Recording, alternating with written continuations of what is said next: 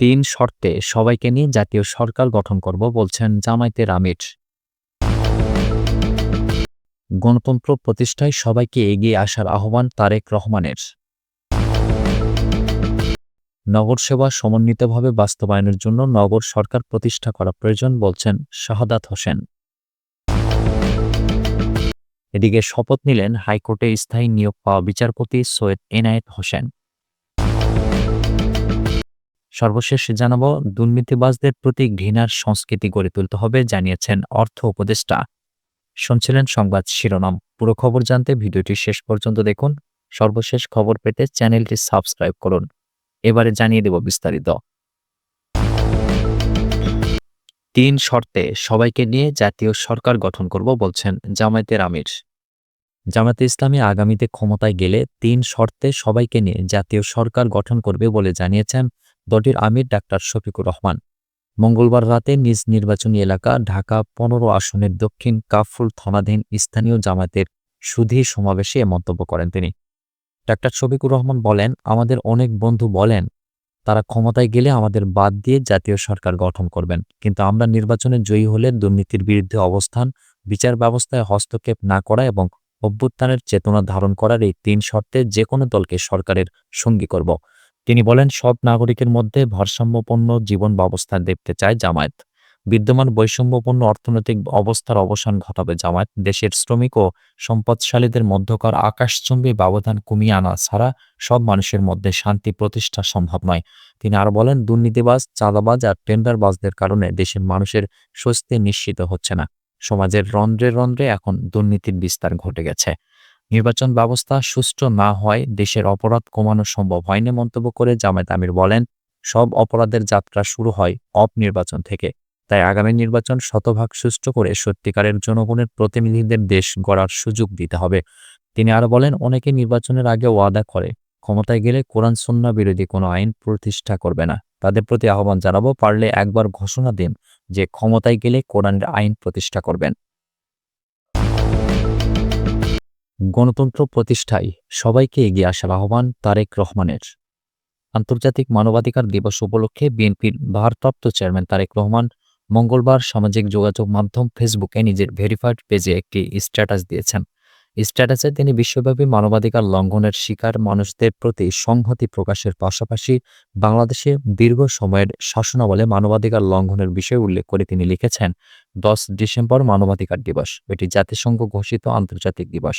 ২০২৫ সালের আন্তর্জাতিক মানবাধিকার দিবসের প্রতিপাদ্য মানবাধিকার আমাদের প্রতিদিনের জন্য অপরিহার্য। তিনি এই প্রতিপাদ্যের আলোকে বিশ্বের বিভিন্ন দেশে নির্যাতিত ও অধিকার বঞ্চিত মানুষের প্রতি গভীর সহমর্মিতা জানান এবং বলেন, বাংলাদেশ সহ পৃথিবীর কোথাও যেন ভবিষ্যতে আর কেউ মৌলিক মানবাধিকার থেকে বঞ্চিত না হন। সেজন্য মানবাধিকার রক্ষা আমাদের প্রতিদিনের জন্য অপরিহার্য। স্ট্যাটাসে তারেক রহমান উল্লেখ করেন, আমাদের দেশ দীর্ঘ ১.৫ দশক ফ্যাসিবাদী দুঃশাসনের কালো অধ্যায় পার করেছে। যখন মানবাধিকার সমাধিস্থ করা হয়েছিল, তার বক্তব্য অনুযায়ী সে সময় গণতন্ত্র ক্ষতিগ্রস্ত হয়েছে এবং বিরোধী রাজনৈতিক কর্মী, সাংবাদিক, ছাত্র, শ্রমিক ও সাধারণ মানুষ মিথ্যা মামলা, কারাবাস, নির্যাতন, গুম এবং বিচার বহির্ভূত হত্যার শিকার হয়েছেন। তারেক রহমান বলেন, নাগরিক স্বাধীনতার জন্য সংগ্রামে যারা নির্দয় ক্ষমতাসীন গোষ্ঠীর নির্মম নিপীড়নে জীবন বিসর্জন দিয়েছেন, তাদের আত্মার প্রতি জানায় গভীর শ্রদ্ধা। একই সঙ্গে তিনি এখনও যারা নিপীড়িত হচ্ছেন তাদের প্রতি সহমর্মিতা প্রকাশ করেছেন। তিনি লেখেন, আজ আমরা এক নতুন যাত্রায় আছি, গণতন্ত্র পুনঃপ্রতিষ্ঠা ও মানবাধিকারের সুরক্ষার যাত্রা। তার মতে ভবিষ্যৎ রাষ্ট্র ব্যবস্থায় মানুষের মৌলিক অধিকার নিশ্চিত করতে হবে এবং দারিদ্র্যকে মানবাধিকারের অন্যতম বড় চ্যালেঞ্জ হিসেবে বিবেচনা করে তা দূর করার উদ্যোগ নিতে হবে। বিএনপি চেয়ারপারসন বেগম খালেদা জিয়া প্রসঙ্গ তুলে তিনি বলেন, দেশের আপামর জনগণের নেত্রী দেশনেত্রী বেগম খালেদা জিয়া দীর্ঘদিন কারাবন্দী থেকে মিথ্যা মামলায় শাস্তিপ্রাপ্ত হয়ে যে নির্মম পরিস্থিতির শিকার হয়েছিলেন তা এক চরম মানবাধিকার লঙ্ঘনের কলঙ্কজনক অধ্যায়। পাশাপাশি তিনি অসুস্থ অবস্থায় চিকিৎসাধীন খালেদা জিয়ার আশু সুস্থতা কামনা করেন। সবশেষে তিনি বলেন, এই মুহূর্তে দেশের মানুষ মানবাধিকার রক্ষার অঙ্গীকারের ঐক্যবদ্ধ। মানবাধিকার সুরক্ষিত রেখে প্রকৃত গণতন্ত্র প্রতিষ্ঠায় সবাইকে এগিয়ে আসার আহ্বান জানান তিনি। নগর সেবা সমন্বিতভাবে বাস্তবায়নের জন্য নগর সরকার প্রতিষ্ঠা করা প্রয়োজন বলছেন শাহাদাত হোসেন। চট্টগ্রাম সিটি কর্পোরেশনের মেয়র ডাক্তার শাহাদাত হোসেন বলেছেন, বন্দর নগরী চট্টগ্রামের উন্নয়ন কার্যক্রম, আইন শৃঙ্খলা ও বিনিয়োগ বান্ধব পরিবেশ সহ সার্বিক নগর সেবা সমন্বিতভাবে বাস্তবায়নের জন্য নগর সরকার প্রতিষ্ঠা করা প্রয়োজন। মঙ্গলবার নগরীর টাইগার পাসের চসিক কার্যালয়ে আমেরিকান দূতাবাসের একটি প্রতিনিধি দলের সাথে মতবিনিময়কালে এ মন্তব্য করেন তিনি। প্রতিনিধি দলে উপস্থিত ছিলেন দূতাবাসের রাজনৈতিক অর্থনৈতিক কাউন্সিলের এরিক গিলান ও রাজনৈতিক বিশ্লেষক ফিরোজ আহমেদ। ডাক্তার শাহাদাত হোসেন বলেন, চট্টগ্রামের উন্নয়ন সেবা নিয়ে বর্তমানে বিভিন্ন সংস্থা বিচ্ছিন্নভাবে কাজ করছে। ফলে নগরের সার্বিক উন্নয়ন ব্যাহত হচ্ছে। একটি সংস্থা কাজ করে, কিছুদিন পরে আরেকটি সংস্থা এসে সেটি কেটে ফেলে। আবার একই প্রকৃতির প্রকল্প বিভিন্ন সংস্থা আলাদাভাবে বাস্তবায়ন করছে। এর ফলে বড় যে সমস্যা দিচ্ছে তা হলো সমন্বয়হীনতা। এই সমস্যা কাটাতে হলে নগর সরকার প্রতিষ্ঠা ছাড়া বিকল্প নেই। মতবিনিময়কালে প্রতিনিধি দলের পক্ষ থেকে চট্টগ্রামের আইন শৃঙ্খলা পরিস্থিতি সম্পর্কে জানতে চাইলে মেয়র ডাক্তার শাহাদাত বলেন, আমি দায়িত্ব নেওয়ার পর থেকে পুলিশ ও সেনাবাহিনী সহ সংশ্লিষ্ট সব নিরাপত্তা সংস্থার সাথে নিয়মিত যোগাযোগ ও সমন্বয় করে আইন শৃঙ্খলা পরিস্থিতি স্বাভাবিক রাখতে চেষ্টা করছি। তিনি জানান, চট্টগ্রামকে একটি নিরাপদ শহর হিসেবে গড়ে তুলতে পুরো নগর সিসিটিভি নজরদারির আওতায় আনার বৃহৎ প্রকল্প নেওয়া হয়েছে। প্রথম ধাপে প্রধান সড়কগুলো ও পরে লেন বাই লেনগুলো পর্যায়ক্রমে সিসিটিভির আওতায় আনা হবে। দেশের সামগ্রিক আইন শৃঙ্খলা পরিস্থিতি প্রসঙ্গে তিনি বলেন, জনগণের ভোটে রাজনৈতিক সরকার প্রতিষ্ঠিত না হলে দেশের আইন শৃঙ্খলা পুরোপুরি স্বাভাবিক পর্যায়ে ফিরবে না। একটি নির্বাচিত সরকারই স্থিতিশীলতা নিশ্চিত করতে পারে।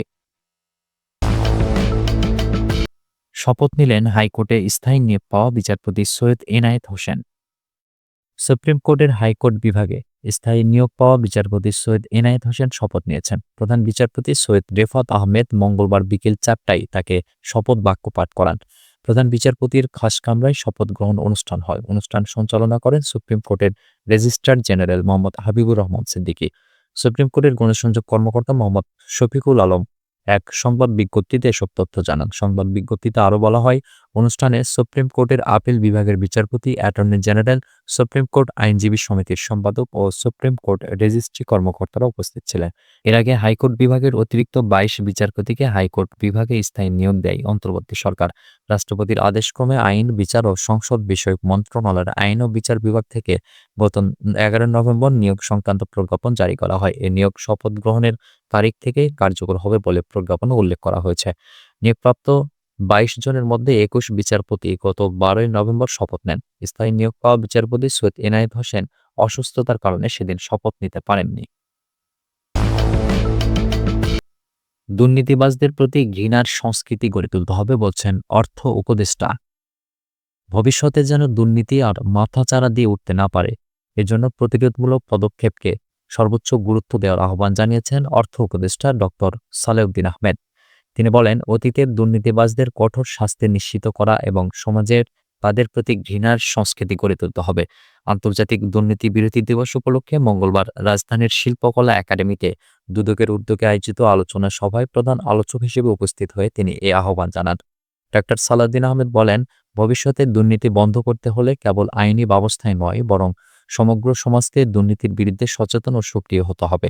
দুর্নীতিবাজদের সামাজিকভাবে বয়কট না করলে তাদের দৌরাত্ম্য কমবে না বলে মন্তব্য করেছেন তিনি। সুপ্রিয় দর্শক, এই ছিল এখনকার মতো সর্বশেষ সংবাদ। পরবর্তী সংবাদ দেখার আমন্ত্রণ রইল।